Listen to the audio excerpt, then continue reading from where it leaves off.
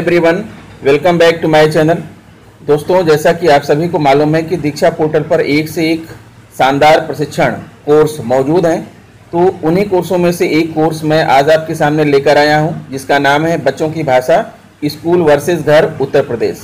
दोस्तों, यह बहुत ही शानदार प्रशिक्षण है।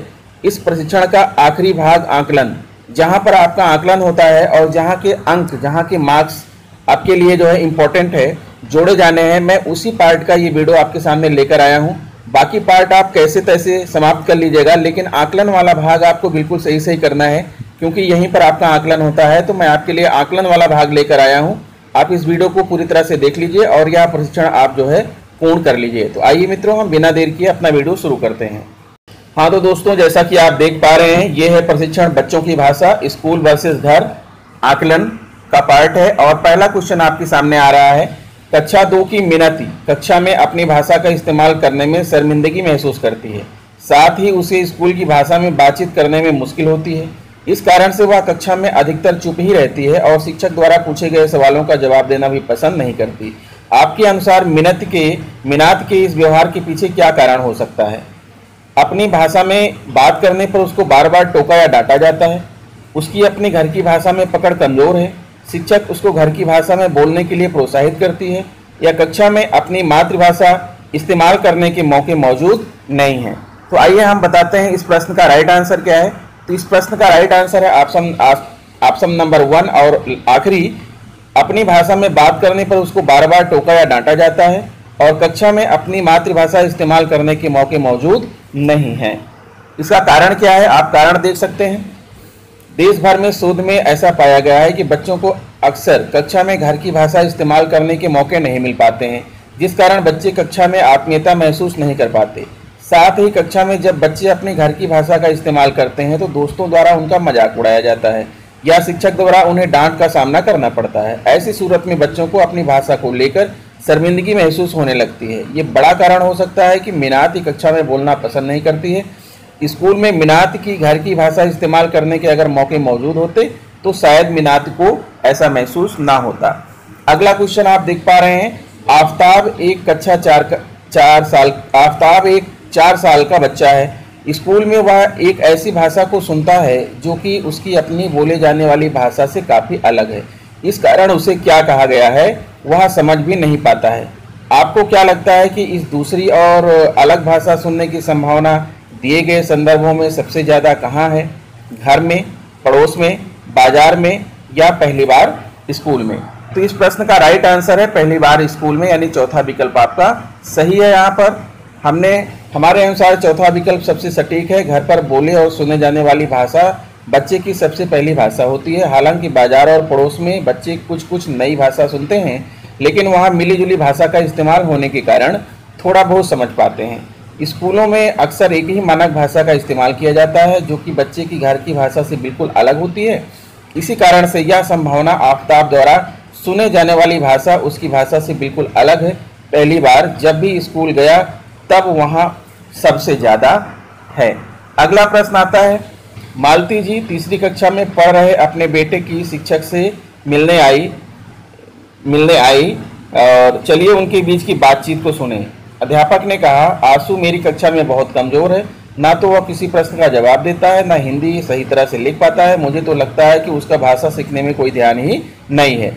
तो मालती जी ने कहा, मैं सोच रही हूँ कि ऐसा कैसे हो सकता है। क्या आप जानते हैं आशु घर में 3 भाषाएं बोल लेता है, जो उसने हमसे और अपने दादा दादी से सुनी है। वह बड़े मज़े से किस्से कहानियाँ भी सुनाता है।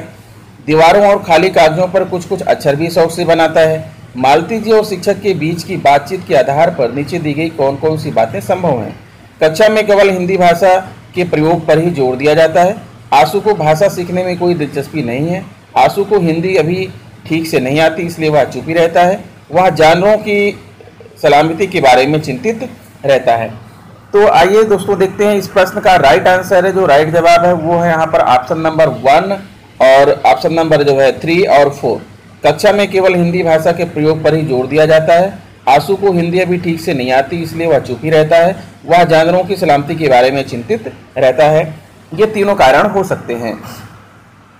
फिर अगला प्रश्न आपके सामने आ रहा है, देखिए, मालती जी और शिक्षक की बातचीत के आधार पर पहली, तीसरी और चौथी बातें कहना सही रहेगा। मालती जी की बातों से साफ है कि आशु अलग अलग भाषा सीखने और उनके इस्तेमाल में सक्षम है, वह रुचि भी लेता है, लेकिन शायद आशु को ठीक से हिंदी ना आने के कारण और कक्षा में सिर्फ हिंदी पर जोर होने की वजह से वह चुप रहता है। इतना ही नहीं, आशु लिखने में तो रुचि ले रहा है, लेकिन कक्षा में हिंदी में नियमबद्ध तरीके से ना लिख पाने के कारण शायद शिक्षक को ऐसा लग रहा है कि उसकी लिखने में दिलचस्पी नहीं है। फिर आते हैं अगले प्रश्न की तरफ बढ़ते हैं। अगला प्रश्न है, चंदन दिल्ली के एक प्राथमिक विद्यालय में पढ़ता है। उसके घर में बंगाली भाषा बोली जाती है, जबकि कक्षा में वह हिंदी भाषा सीख रहा है। उसकी अध्यापिका को लगता है कि वह लिखने में काफ़ी गलतियां करता है, जैसे मैंने कॉल घौर जाते ही पहले रोटी खाया। आपके अनुसार चंदन ऐसी गलतियां क्यों कर रहा होगा? चंदन लिखते समय अपनी भाषा के इस्तेमाल पर बिल्कुल ध्यान नहीं देता है। वह समझ नहीं रहा है कि कक्षा में सिर्फ शुद्ध हिंदी का प्रयोग करना चाहिए।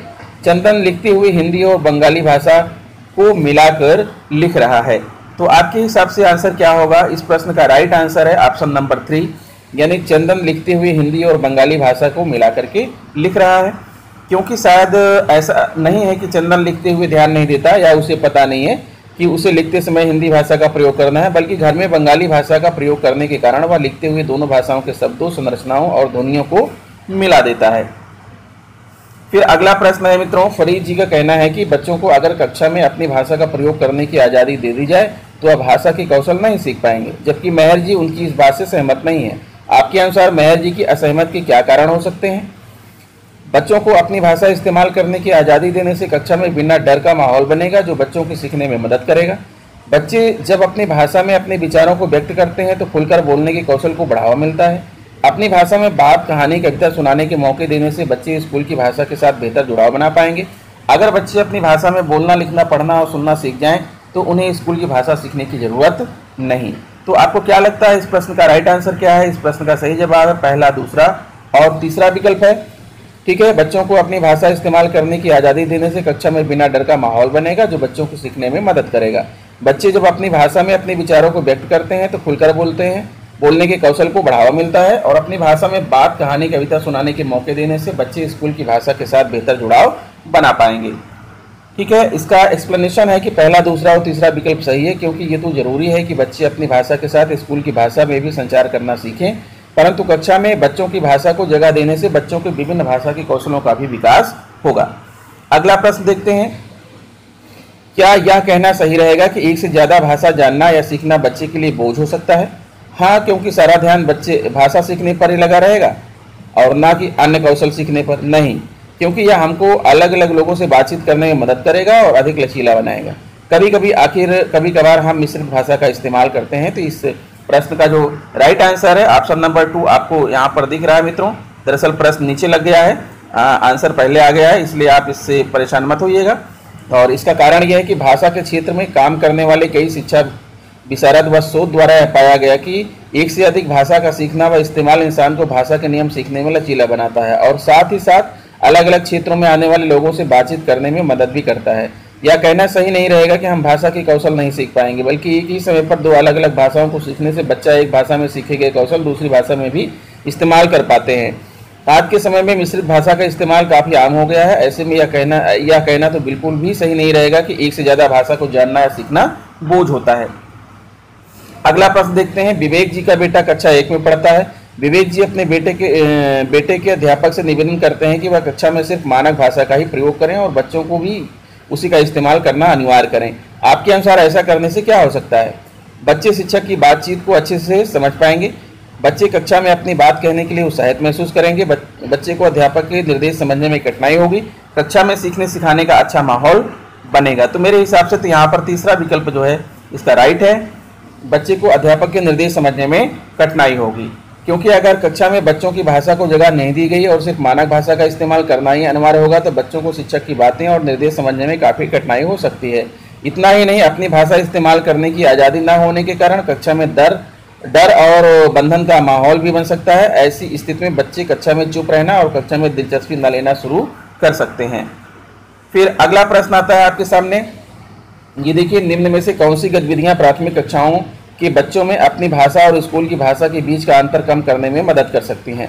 आसपास की चीज़ों को बच्चों की और स्कूल की भाषा में लेबल करना, बच्चों की भाषा में लोकगीतों को स्कूल की भाषा में लिखना, हर पाठ को बच्चे के साथ साथ 2-3 बार पढ़ाना और दोहराना, बच्चों की और स्कूल की भाषा में एक ही कहानी की किताब बनाना, बच्चों को अपने पीछे पीछे हर लाइन को दोहराने को कहना। तो इस प्रश्न का जो राइट आंसर है मित्रों वो है ऑप्शन नंबर 1, 2 और 4।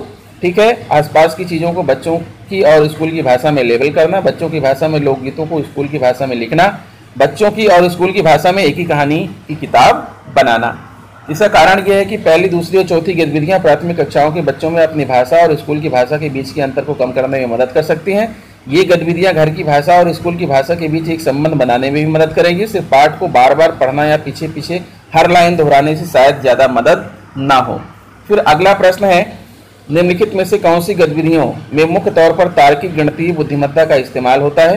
तो इसका राइट आंसर आपको ढूंढना है। ऑप्शन है, शिक्षक को सभी बच्चों के घर में प्रयोग की जाने वाली भाषाएं आती हों, शिक्षक बच्चों की अपनी भाषा को सीखने की कोशिश करे, कक्षा में बच्चों को अपनी भाषा में विचार, भावनाएं आदि बांटने के लिए प्रोत्साहित करना, कुछ ऐसी गतिविधियां करना जिससे बच्चे स्कूल के साथ साथ अपनी भाषा को भी कक्षा में लाएं, बच्चों को घर की भाषा कक्षा में इस्तेमाल करने पर टोकना ताकि धीरे धीरे वह सिर्फ स्कूल की भाषा में ही बात करें। तो इस प्रश्न का जो राइट आंसर है मित्रों, इस प्रश्न का राइट आंसर है ऑप्शन नंबर 2, 3 और 4। शिक्षक बच्चों की अपनी भाषा को सीखने की कोशिश करें और जो है कक्षा में बच्चों को अपनी भाषा में विचार, भावनाएं आदि बांटने के लिए प्रोत्साहित करें, कुछ ऐसी गतिविधियां करना जिससे बच्चे स्कूल के साथ साथ अपनी भाषा को भी कक्षा में ले आएं।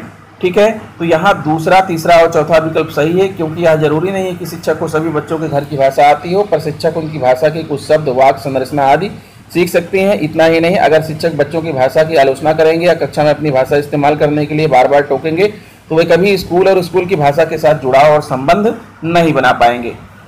फिर अगला प्रश्न है इसका, सुशीला जी अपनी कक्षा के एक बच्चे को घर की भाषा इस्तेमाल करने के मौके देने के लिए दिखाओ और बताओ गतिविधि का प्रयोग करते हैं। बच्चे घर के आसपास आसानी से उगने या मिलने वाली कोई एक सब्जी या फल को कक्षा में लाते हैं और उसके बारे में अपनी भाषा में बताते हैं। इस दिन अक्सर बच्चे एक मेले की तरह नए सामान को टेबल पर रखकर उसका प्रदर्शन करते हैं।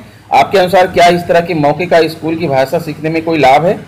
तो विकल्प है हाँ, क्योंकि बच्चे सामान के बारे में बिना झिझक और विश्वास के साथ अपनी भाषा में बता पाएंगे। नहीं, बच्चे द्वारा लाई गई सब्जी या फल के बारे में बताने की जरूरत है ही नहीं, लोग खुद ही देख सकते हैं। गतिविधि तो अच्छी है, लेकिन यह स्कूल की भाषा में ही की जाए तो फायदा है। गतिविधि फायदेमंद तब हो जब इसमें घर की और स्कूल की भाषा दोनों को इस्तेमाल करने की गुंजाइश हो, ताकि दोनों के बीच दूरी कम हो सके। तो इस प्रश्न का राइट आंसर है आखिरी विकल्प, यानी गतिविधि फायदेमंद तब हो जब इसमें घर की और स्कूल की भाषा दोनों का इस्तेमाल करने की गुंजाइश हो, ताकि दोनों के बीच दूरी कम हो। तो मित्रों, ये रहा जो है इस प्रशिक्षण का जो है आखिरी प्रश्न और उसका उत्तर। आशा करता हूँ कि वीडियो आपको अच्छा लगा होगा। अगर वीडियो पसंद आया हो तो प्लीज़ मेरे चैनल को सब्सक्राइब कर लीजिए, बेल आइकन को प्रेस कर दीजिए मित्रों, और दूसरे मित्रों को इसे शेयर भी कीजिएगा। तो इस वीडियो में इतना ही, मिलते हैं आपसे नेक्स्ट वीडियो में। नमस्कार।